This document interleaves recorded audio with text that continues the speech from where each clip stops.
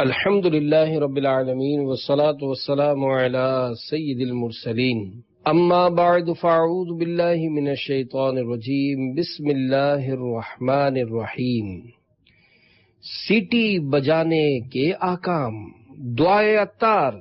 یا اللہ پاک، جو کوئی 16 صفحات کا رسالہ سیٹی بجانے کے احکام پڑھ یا سن لے، اسے دینی مسائل کی سمجھ بوجھ عطا فرما اور اس کی بے حساب مغفرت فرما، آمین بجاہ النبی الامین صلی اللہ علیہ وآلہ وسلم۔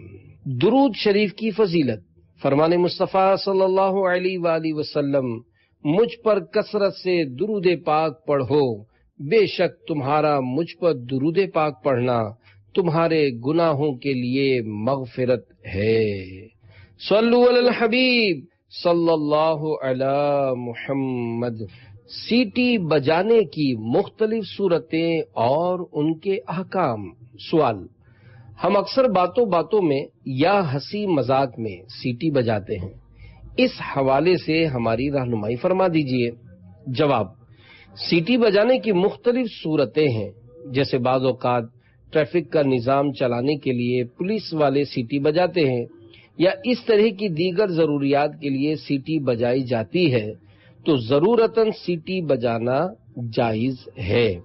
اس موقع پر امیر اہل سنت دامت برکاتہم العالیہ کے قریب بیٹھے ہوئے مفتی صاحب نے فرمایا، اسی طرح کارخانوں میں یہ اعلان کروانے کے لیے کہ چھٹی کا وقت ہو گیا ہے سیٹی بجائی جاتی ہے، اس کی بھی اجازت ہے، لیکن لہو لعب کے طور پر سیٹی بجانا، جسے عرف عام میں چھچھورا پن کہا جاتا ہے، اس کی اجازت نہیں ہے۔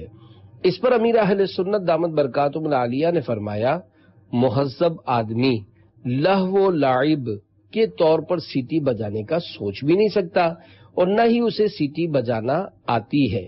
سیٹی ہاتھ سے بھی بجائی جاتی ہے اور یہ صرف ماہر آدمی ہی بجا سکتا ہے، عام آدمی کا کام نہیں، اور نہ ہی اسے سیٹی بجانے کی کوشش کرنی چاہیے کہ بندہ گناہ کی کوشش کیوں کرے۔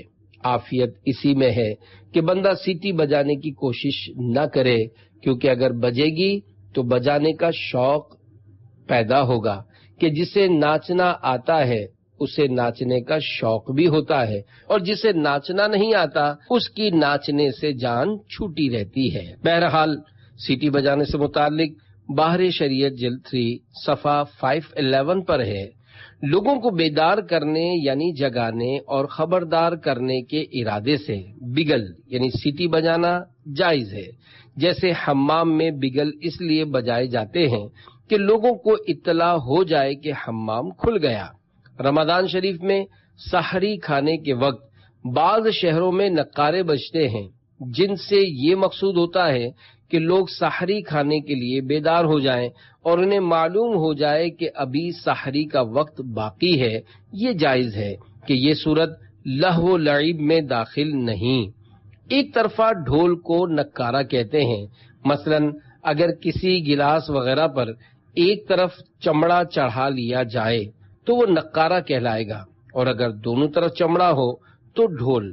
اب شاید ہی کہیں نکارے بجتے ہوں، کیونکہ الیکٹرانک سسٹم ہر جگہ پہنچ چکا ہے۔ بہرحال اگر نکارہ میوزک والے انداز میں نہ بجایا جائے اور اس سے مخصوص سحری کے لیے لوگوں کو جگانا اور یہ اطلاع دینا ہو کہ سحری کا وقت ہو گیا ہے یا سحری کا وقت ابھی باقی ہے، تو نکارہ بجانا جائز ہے۔ اسی طرح کارخانوں میں کام شروع اور ختم ہونے کے وقت سیٹی بجا کرتی ہے، یہ جائز ہے کہ اس سے بھی لہو لعب مقصود نہیں ہوتا، بلکہ اطلاع دینے کے لیے یہ سیٹی بجائی جاتی ہے۔ یوں ہی ریل گاڑی کی سیٹی سے بھی مقصود یہی ہوتا ہے کہ لوگوں کو معلوم ہو جائے کہ گاڑی چھوٹ رہی ہے، یا اسی قسم کے دوسرے صحیح مقصد کے لیے سیٹی دی جاتی ہے، یہ بھی جائز ہے۔ کبوتر اڑانے کے لیے سیٹی بجانا کیسا؟ سوال: شہروں اور دیہاتوں میں شام کے وقت کبوتر اڑائے جاتے ہیں، تو اس موقع پر سیٹی بجانا کیسا ہے؟ جواب: اگر پرندے اڑانے کے لیے سیٹی بجاتے ہیں کہ پرندے فصل کو خراب کرتے ہیں، تو یہ بھی ایک ضرورت ہے، لہذا یہ بھی جائز کے حکم میں ہے۔ رہی بات کبوتر اڑانے کے لیے سیٹی بجانے کی، تو یہ کبوتر اڑاتے نہیں، انہیں ستاتے ہیں۔ کبوتر اڑانے والے کبوتروں کو اترنے نہیں دیتے، ان کو تھکاتے اور بھوکا رکھتے ہیں، یہاں تک کہ بعض اوقات کبوتر بھوک سے نڈھال ہو کر نیچے گرتے ہیں، تو پرندوں کو اس طرح ستانا حرام ہے۔ کبوتر پالنے والے باقاعدہ کبوتروں کو سدھاتے ہیں اور پھر یہ کبوتر دوسرے کبوتروں کو اپنے غول میں پھنسا کر لے آتے ہیں، جنہیں یہ کبوتر والے پکڑ لیتے ہیں۔ حالانکہ اس طرح کسی اور کے کبوتر پر قبضہ جما لینا حرام ہے۔ یاد رکھیے، اگر آپ نے کبوتر کو چوری کے لیے استعمال کیا تو آپ گناہگار اور جہنم کے حقدار ہوں گے۔ جب اس طرح کبوتر اڑانا گناہ کا کام ہے تو اس کے لیے سیٹی بجانا بھی ایک گناہ کے کام کے لیے ہوگا، لہذا ایک گناہ مزید بڑھ جائے گا۔ حدیث پاک میں ہے 3 چیزیں جوا ہیں۔ نمبر 1 شرطیہ بازیاں، نمبر 2 چھوٹے چھوٹے تیروں کو پھینک کر جوا کھیلنا، اور نمبر 3 سیٹیاں بجا بجا کر کبوتر اڑانا۔ اعلی حضرت امام احمد رضا خان رحمت اللہ علیہ فرماتے ہیں، کبوتر پالنا جبکہ خالی دل بہلانے کے لیے ہو اور کسی امر ناجائز کی طرف معزی یعنی لے جانے والا نہ ہو، جائز ہے، اور اگر چھتوں پر چڑھ کر اڑائے کہ مسلمانوں کی عورت پر نگاہ پڑے یا ان کے اڑانے کو کنکریاں پھینکے جو کسی کا شیشہ توڑیں، کسی کی آنکھ پھوڑیں یا پرائے کبوتر پکڑے یا ان کا دم بڑھانے اور اپنا تماشا ہونے کے لیے دن دن بھر انہیں بھوکا اڑائے، جب اترنا چاہیں نہ اترنے دے، تو ایسا پالنا حرام ہے۔ کیا درس نظامی کرنا عالم ہونے کے لیے شرط ہے؟ سوال، کیا درس نظامی کرنا عالم ہونے کے لیے شرط ہے؟ جواب، درس نظامی کرنا عالم ہونے کے لیے نہ تو شرط ہے اور نہ ہی کافی ہے، البتہ عالم بننے کا بہترین ذریعہ ضرور ہے۔ جس نے درس نظامی کی سند حاصل کر لی، اب وہ پورا عالم بھی بن گیا ہو، یہ ضروری نہیں ہے، کیونکہ 100% فرض علوم درس نظامی میں نہیں پڑھائے جاتے۔ نیز اب درس نظامی یعنی عالم کورس سمٹتا چلا جا رہا ہے، حالانکہ ایک دور میں یہی عالم کورس غالباً 16 سال میں ہوا کرتا تھا، پھر کم ہوتے ہوتے 10 سال پر آیا، پھر 8 سال کا ہوا، جو ایک عرصے تک چلتا رہا، مگر اب اسلامی بھائیوں کا 6 سال اور اسلامی بہنوں کا 5 سال کا ہو چکا ہے۔ یاد رکھیے، درس نظامی کو مجبوری کے طور پر سمیٹا گیا ہے، کیونکہ اتنے سالوں کے لیے لوگ آتے ہی نہیں ہیں۔ درس نظامی سے کئی کتابیں نکال دی گئی ہیں، یہاں تک کہ فارسی زبان جسے پہلے درس نظامی کا لازمی جز سمجھا جاتا تھا، اسے بھی نکال دیا گیا ہے۔ تو یوں بہت سی چیزیں نکالی گئی ہیں تاکہ کسی بہانے لوگ درس نظامی کرنے کی طرف راغب ہوں کہ نہ کرنے سے کرنا کروڑ درجے بہتر ہے۔ ایمان کی حفاظت کا طریقہ۔ سوال، آج کے اس گئے گزرے دور میں ایمان کی حفاظت کس طرح کی جائے؟ جواب، آج کل حالات بڑے نازک ہیں اور ایمان کی حفاظت واقعی ایک دشوار کام ہے۔ ہم مسلمانوں کے گھر میں پیدا تو ہو گئے، لیکن اب قبر میں بھی مومن ہونے کی حالت میں جائیں گے، یہ ضروری نہیں ہے۔ حدیث پاک میں یہ مضمون موجود ہے کہ ایک زمانہ ایسا آئے گا کہ بندہ صبح کو مومن اور شام کو کافر ہوگا، اور شام کو مومن اور صبح کو کافر ہوگا۔ ایمان بچانا اتنا مشکل ہوگا کہ جیسے ہتھیلی پر آگ کی چنگاری رکھنا، یعنی جس طرح ہاتھ پر چنگاری رکھنا مشکل ہے، اسی طرح ایمان بچانا بھی بہت مشکل ہے۔ ہم یہ سمجھ بیٹھے ہیں کہ ہم مسلمانوں کے گھر میں پیدا ہوئے ہیں اور ہمارا نام بھی مسلمانوں والا ہے، تو اب ہم جس کی چاہیں صحبت میں رہیں، جس کی چاہیں سنیں، اور اس طرح کی بے وقوفانہ باتیں کریں کہ سنو سب کی، کرو من کی، حالانکہ جب ہمیں اپنے حقیقی اسلام اور حقیقی عقیدے کا پتہ نہیں ہے تو پھر ہم کس طرح ہر ایک کی سن سکتے ہیں اور ہر ایک کی صحبت اختیار کر سکتے ہیں؟ صرف اور صرف ان علماء کرام کی صحبت میں رہیے کہ جو رسول اللہ صلی اللہ علیہ وآلہ وسلم کے سچے عاشق ہوں اور جن کا عقیدہ بالکل 100% درست ہو، یعنی ان کے عقیدے میں نہ تو انبیاء کرام علیہم الصلاۃ والسلام، اہل بیت اطہار اور صحابہ کرام رضی اللہ عنہم کے بارے میں کوئی کمزوری ہو، اور نہ وہ کسی صحابی کے ذرہ برابر گستاخ ہوں، نیز جو کسی بھی صحابی کی ادنا توہین کرتا ہو وہ ہمارے کسی کام کا نہیں ہے، لہذا اسے اپنی ڈکشنری سے نکال دیجئے، اس کی صحبت اختیار کرنے سے بچیے، اور اس کی سننا تو دور کی بات ہے، اسے دیکھنا بھی نہیں ہے۔ میری یہ باتیں ایمان بچانے کا سامان ہیں، تو اب اگر آپ کو میری ان باتوں پر غصہ آئے تو سمجھ لیجئے کہ آپ اپنے ہی ہاتھوں اپنے پاؤں پر کلہاڑی مار رہے ہیں۔ یاد رہے، میں آپ کے ایمان کی حفاظت اس لیے کرتا ہوں کہ میں دین کا ادنا خادم ہوں، ورنہ مجھے اس سے کوئی پیسہ نہیں ملتا۔ مجھے برے خاتمے سے ڈر لگتا ہے، اور میں بھی اپنے ایمان کی سلامتی کے لیے فکر مند ہوں کہ خدا جانے میرا کیا ہوگا۔ سبھی کو برے خاتمے سے ڈرنا چاہیے، اور اس حوالے سے خود بھی دعا کرنی چاہیے اور دوسروں سے بھی کروانی چاہیے۔ بہرحال اگر آپ اچھی زندگی گزاریں گے اور صرف عاشقان رسول کی دینی کتابیں پڑھیں گے تو انشاءاللہ خیر ہی خیر ہے، ورنہ اگر نیٹ پر سرچ کر کے یا ویسے ہی ادھر ادھر کا لٹریچر پڑھیں گے تو آپ کو پتہ بھی نہیں چلے گا اور آپ کا ایمان برباد ہو جائے گا، کیونکہ ممکن ہے کوئی غلط بات آپ کے ذہن میں بیٹھ جائے اور ایمان کو تباہ کر دے۔ عطار ہے ایمان کی حفاظت کا سوالی، خالی نہیں جائے گا یہ دربار نبی سے۔ دوران مدنی مذاکرہ تسبیح پڑھنا کیسا؟ سوال: اجتماعی مدنی مذاکرے میں بزرگ حضرات تسبیح پڑھتے رہتے ہیں، ہم انہیں کس طرح سمجھائیں؟ جواب: جو بزرگ حضرات ایسا کرتے ہیں انہیں مدنی مذاکرے کی سمجھ بھی نہیں پڑتی ہوگی کہ کیا بولا جا رہا ہے۔ ظاہر ہے جو دوران مدنی مذاکرہ تسبیح پڑھے گا وہ سن بھی نہیں پائے گا، تو یوں غلط فہمی ہو سکتی ہے، اور اس میں حلال کو حرام اور حرام کو حلال سمجھنے کا بہت زیادہ خطرہ ہے۔ نیز بعض اوقات مدنی مذاکرے میں ایمان و کفر سے متعلق باتیں ہو رہی ہوتی ہیں، اس وقت کچھ پڑھنے کے بجائے صرف کان لگا کر دھیان سے سننا چاہیے۔ بعض لوگ مدنی مذاکرے کے دوران ایک دوسرے کو اشارے کر کے کہتے ہیں سنو کیا بولا جا رہا ہے، تو اس طرح کرنے سے بھی غلط فہمی ہو جاتی ہے، لہذا اشاروں سے بھی بچنا چاہیے۔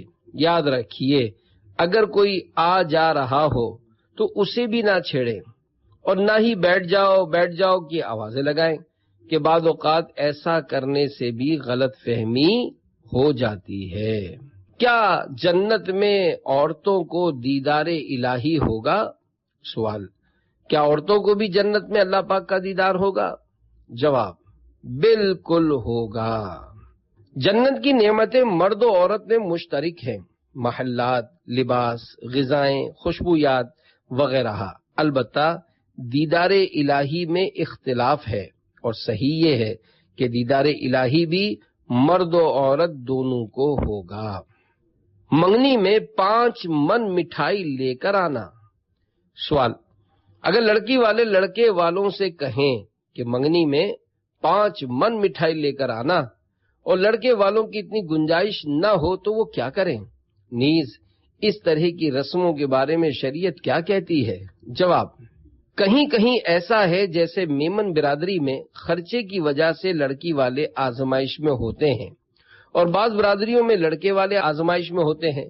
بہرحال مٹھائی نہ تو 5 من مانگی جائے نہ ہی 5 کلو، کیونکہ دینے والا اس وجہ سے دیتا ہے کہ اگر نہ دی تو شادی نہیں ہوگی، یا یہ لوگ ہماری بچی یا بچے کو تکلیف دیں گے، یا سامنے والے کے شر سے بچنا مقصود ہوتا ہے کہ نہ دینے کی صورت میں وہ ہمیں کنجوس کہیں گے، طرح طرح کی باتیں کریں گے، اور جھوٹ سچ ملا کر ہماری جگ ہنسائی کا سبب بنیں گے۔ یاد رکھیے اس وجہ سے مٹھائی یا کوئی بھی اچھی چیز دینا رشوت کہلائے گا اور لینے والا گناہگار ہوگا۔ دینے والا چونکہ شر یا برائی سے بچنے یا اپنی عزت کی حفاظت کے لیے دے رہا ہے، اس لیے اس پر گناہگار ہونے کا حکم نہیں ہوگا۔ شادی بیاہ کی تقریب میں تاخیر کی وجہ اور اس کا حل۔ سوال: شادی کارڈ پر کھانے کا جو وقت لکھا ہوتا ہے اس وقت کے مطابق کھانا نہیں کھلایا جاتا تو کیا یہ وقت لکھنا جھوٹ میں شمار ہوگا؟ جواب: لوگ ہی نہ آئیں تو کھانا کس کو کھلائیں؟ عام طور پر لوگ وقت پر نہیں آتے، جس کی وجہ سے کھانا لیٹ ہو جاتا ہے۔ لوگوں کا یہ ذہن بن گیا ہے کہ اگر کارڈ پر 10 بجے کا لکھا ہے تو کھانا 11 بجے سے پہلے شروع نہیں ہوگا، لہذا اگر ہم لکھے ہوئے وقت کے حساب سے جائیں گے تو کافی دیر تک شادی ہال میں پھنسے رہیں گے۔ تو یوں اب لوگوں کی تاخیر سے آنے کی ایسی عادت بن گئی ہے کہ جس کی اصلاح بہت مشکل ہے۔ سماجی ادارے والے اگر اپنی اپنی کمیونٹی کے لوگوں کو سمجھائیں تو ہو سکتا ہے اس کا کچھ حل نکل آئے، ورنہ خالی قانون پاس کرنے سے کچھ نہیں ہوتا، کیونکہ قانون صرف تحریر میں آ جائے گا اور پھر بعد میں پتہ بھی نہیں ہوگا کہ قانون بنا بھی تھا یا نہیں، بلکہ قانون بنانے والے خود بھی اسے بھول جائیں گے۔ بہتر یہی ہے کہ ایک مجلس اس کام کے لیے بنائی جائے اور وہ یہ سارے معاملات حل کرنے کی کوشش کرے۔ جیسا کہ اگر اس ماہ ہماری برادری میں 3 شادیاں ہیں تو یہ مجلس دولہا اور دلہن میں سے ہر فریق کے پاس جائے اور ان کو محبت سے سمجھا کر اس بات پر راضی کرے کہ دولہا اتنے بجے آ جائے گا، اور دلہن والے بھی مجلس سے بولیں کہ آپ فکر نہ کریں، ہمارا کھانا دولہا والوں کے آنے سے پہلے ہی شادی ہال میں موجود ہوگا اور ہم کھانے کا انتظار نہیں کروائیں گے۔ اس طرح اگر کوئی سماجی ادارہ آگے بڑھے گا تو اس کی دیکھا دیکھی دوسرے سماجی ادارے بھی ایسا کرنے لگیں گے اور یوں نظام میں کچھ نہ کچھ بہتری آ جائے گی۔ صرف باتیں اور دیر دیر تک بحث و مباحثہ کرنے اور زبردستی کی ہمدردیاں دکھانے سے کچھ نہیں ہوگا۔ کیا غوث پاک رحمت اللہ علیہ مفتی بھی تھے؟ سوال: کیا غوث پاک رحمت اللہ علیہ مفتی بھی تھے؟ جواب: غوث پاک رحمت اللہ علیہ مجتہد مطلق یعنی حقیقی مفتی تھے۔ آپ رحمت اللہ علیہ ہمیشہ سے حنبلی تھے اور بعد کو جب عین الشریعت الکبریٰ تک پہنچ کر منصب اجتہاد مطلق حاصل ہوا، مذہب حنبل کو کمزور ہوتا دیکھ کر اس کے مطابق فتویٰ دیا کہ حضور محی الدین اور دین متین کے یہ 4 ستون ہیں، لوگوں کی طرف سے جس ستون میں ضعف آتا دیکھا اس کی تقویت فرمائی۔ مجتہد ہی اصل مفتی ہوتا ہے، اور اب جو مفتی ہیں یہ مفتیان ناقل کہلاتے ہیں، یعنی مجتہدین نے جو کچھ بیان فرمایا اس میں سے مسئلہ نکال کر ہمیں فتویٰ دیتے ہیں۔ ملفوظات غوث اعظم پر مشتمل کتاب۔ سوال: کیا اس دور میں بھی حضور غوث پاک رحمت اللہ علیہ کے ملفوظات کی کتابیں ملتی ہیں؟ اگر ملتی ہیں تو ان پر اعتبار کیا جا سکتا ہے؟ جواب: اعتبار نہ کرنے کی وجہ کیا ہے؟ حضور غوث پاک رحمت اللہ علیہ کی کتاب فتوح الغیب بہت مشہور ہے۔ اس کتاب کا کئی زبانوں میں ترجمہ کیا گیا ہے اور شیخ عبدالحق محدث دہلوی رحمت اللہ علیہ نے اس کتاب کی شرح بھی فرمائی ہے جو اردو ترجمے کے ساتھ ملتی ہے۔ یاد رہے، ترجمہ کسی عاشق غوث الاعظم کا ہی لینا چاہیے۔ فتوح الغیب حضور غوث اعظم سیدنا شیخ عبدالقادر جیلانی رحمت اللہ علیہ کی تصوف کے موضوع پر نہایت عمدہ تصنیف ہے۔ اس کتاب میں آپ رحمت اللہ علیہ نے اپنے کشف و مجاہدات سے حاصل ہونے والے دلچسپ نکات بھی بیان فرمائے ہیں۔ خاتم المحدثین شیخ عبدالحق محدث دہلوی رحمت اللہ علیہ نے مفتاح الفتوح شرح فتوح الغیب کے نام سے فارسی زبان میں اس کی شرح بھی لکھی ہے۔ معذور بچہ چلنے لگا، کرامت۔ سوال: حضور غوث اعظم رحمت اللہ علیہ کی کوئی کرامت بتا دیجئے۔ جواب: ایک بار کچھ ایسے لوگ جن کی سوچ اولیاء کرام رحمت اللہ علیہم کے بارے میں اچھی نہیں تھی، 2 ٹکڑے لے کر ہمارے غوث اعظم حضرت سیدنا شیخ عبد القادر جیلانی رحمت اللہ علیہ کی خدمت میں حاضر ہوئے اور پوچھا کہ ان دونوں میں کیا ہے؟ آپ رحمت اللہ علیہ نے اپنی کرسی سے اتر کر ایک ٹکڑے پر اپنا ہاتھ مبارک رکھا اور فرمایا اس میں بیمار بچہ ہے۔ پھر اپنے بیٹے حضرت سیدنا شیخ عبد الرزاق رحمت اللہ علیہ کو اسے کھولنے کا حکم دیا۔ جب وہ ٹوکرا کھولا گیا تو اس میں سے واقعی ایک بیمار بچہ نکلا جو معذور تھا۔ آپ نے اسے پکڑ کر فرمایا قم باذن اللہ، یعنی اللہ پاک کے حکم سے اٹھ، تو وہ اٹھ کھڑا ہو گیا۔ پھر آپ رحمت اللہ علیہ نے دوسرے ٹکڑے پر ہاتھ رکھ کر فرمایا اس میں صحت مند بچہ ہے۔ پھر اس ٹوکرے کو کھولنے کا حکم دیا۔ جیسے ہی ٹوکرا کھولا گیا تو اس میں سے واقعی ایک صحت مند بچہ نکلا اور وہ اٹھ کر چلنے لگا۔ آپ رحمت اللہ علیہ کی یہ کرامت دیکھ کر ان لوگوں نے اپنی بری سوچ سے توبہ کر لی۔ اس حکایت سے معلوم ہوا اولیاء کرام رحمت اللہ علیہم کی بڑی شان ہوتی ہے۔ اللہ کریم نے انہیں ایسی طاقت عطا فرمائی ہے کہ وہ ٹوکرے کو کھولے بغیر یہ بتا سکتے ہیں کہ اس کے اندر کیا ہے۔ وہ جب چاہتے ہیں اللہ پاک کی عنایت سے بیمار کو اچھا کر دیتے ہیں۔ وہ شخص بہت برا ہے جو اللہ پاک کے اولیاء کرام رحمت اللہ علیہم کے بارے میں غلط سوچ رکھتا ہے۔ اللہ پاک ہمیں غلط سوچ سے بچائے، آمین۔ رحم دلی کسے کہتے ہیں؟ سوال: رحم دلی کسے کہتے ہیں؟ نیز کیا اس کا ثواب ہوتا ہے؟ جواب: رحم دلی یا ہمدردی کا مطلب ہے لوگوں پر ترس آنا یا ان پر رحم کرنا اور ظلم نہ کرنا۔ جو اللہ پاک کی رضا کے لیے کسی پر رحم کرے گا اسے ثواب ملے گا اور اللہ پاک اس پر رحم فرمائے گا۔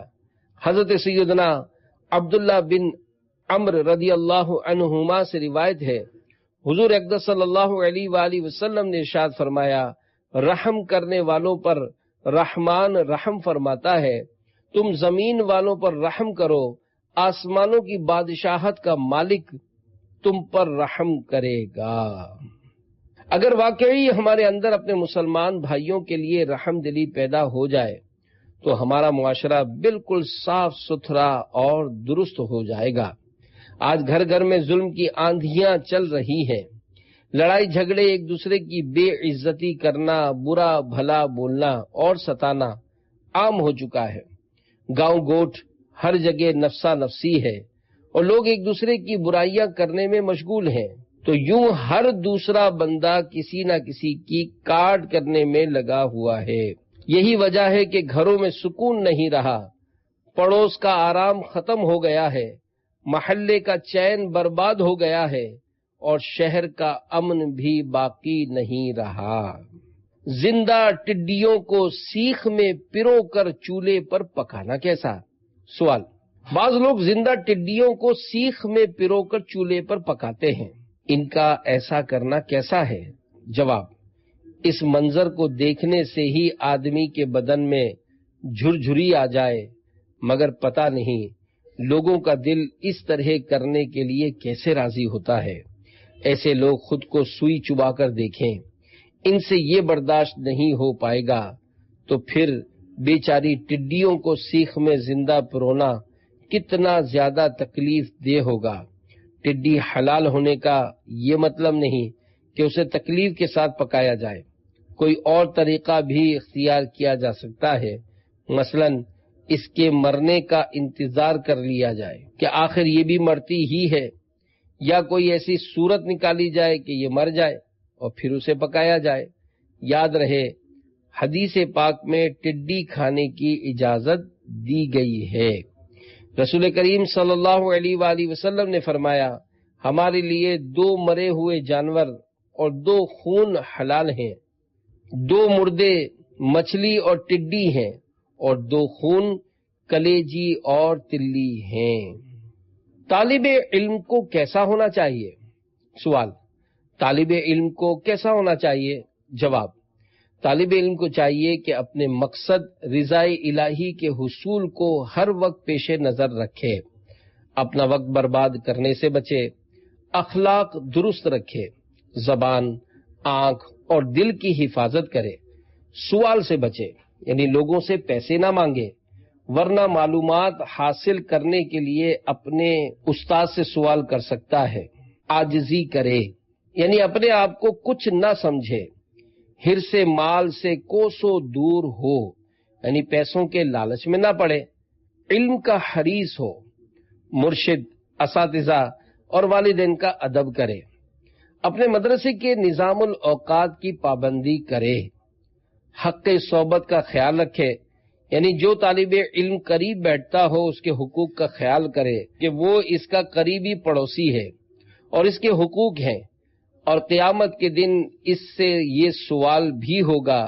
کہ اپنے پڑوسی کا حق ادا کیا یا ضائع کیا، لہذا اس کے لیے تکلیف دہ نہ بنے بلکہ ضرورتاً اس کی مدد کرے، جیسا کہ پڑھنے پڑھانے میں ایک دوسرے کی مدد کی جاتی ہے، تکلیفیں آئیں تو صبر کرے، عبادت کا ذوق رکھے یعنی خوب عبادت کرے، نیکی کی دعوت بھی دیا کرے۔ طالب علم کے لیے یہ کچھ مدنی پھول ہیں جنہیں میں نے مکتبۃ المدینہ کی کتاب کامیاب طالب علم کون سے آسان کر کے پیش کرنے کی کوشش کی ہے۔ صلو علی الحبیب صلی اللہ علی محمد۔ کامیاب طالب علم کون؟ یہ مکتبۃ المدینہ کی 63 صفحات پر مشتمل ایک بہترین اور جامع کتاب ہے۔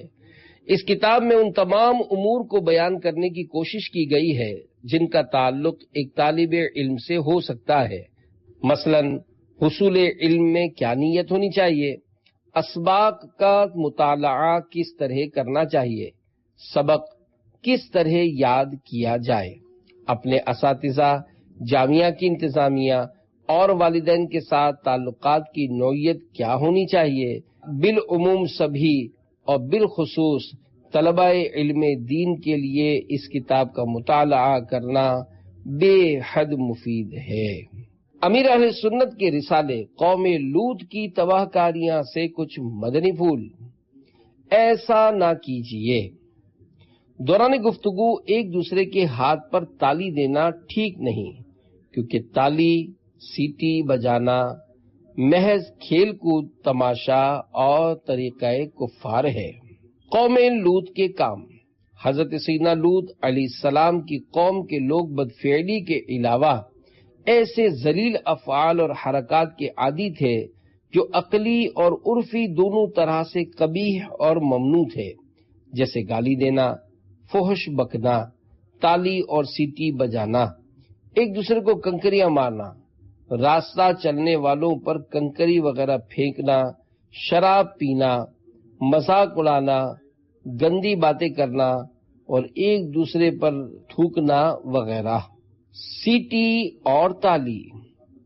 وما كان صلاتهم عند البيت الا مكاء وتصدية۔ ترجمہ کنز الایمان۔ اور کعبے کے پاس ان کی نماز نہیں مگر سیٹی اور تالی۔ صحابی ابن صحابی، جنتی ابن جنتی۔ حضرت عبداللہ بن عباس رضی اللہ عنہما فرماتے ہیں کہ کفار قریش ننگے ہو کر خانہ کعبہ کا طواف کرتے، سیٹیاں اور تالیاں بجاتے تھے، اور ان کا یہ فعل یا تو اس باطل عقیدے کی وجہ سے تھا کہ سیٹی اور تالی بجانا عبادت ہے، اور یا اس شرارت کی وجہ سے کہ ان کے اس شور سے حضور اکرم صلی اللہ علیہ وآلہ وسلم کو نماز میں پریشانی ہو۔ جنت میں درخت لگانے کا آسان نسخہ۔ ایک بار مدینے کے تاجدار صلی اللہ علیہ وآلہ وسلم کہیں تشریف لے جا رہے تھے۔ حضرت سیدنا ابو ہریرہ رضی اللہ عنہ کو ملاحظہ فرمایا کہ ایک پودا لگا رہے ہیں۔ پوچھا کیا کر رہے ہو؟ عرض کی درخت لگا رہا ہوں۔ فرمایا میں بہترین درخت لگانے کا طریقہ بتا دوں؟ سبحان اللہ والحمد للہ ولا الہ الا اللہ واللہ اکبر پڑھنے سے ہر کلمے کے بدلے جنت میں ایک درخت لگ جاتا ہے۔ صلو علی الحبیب صلی اللہ علی محمد۔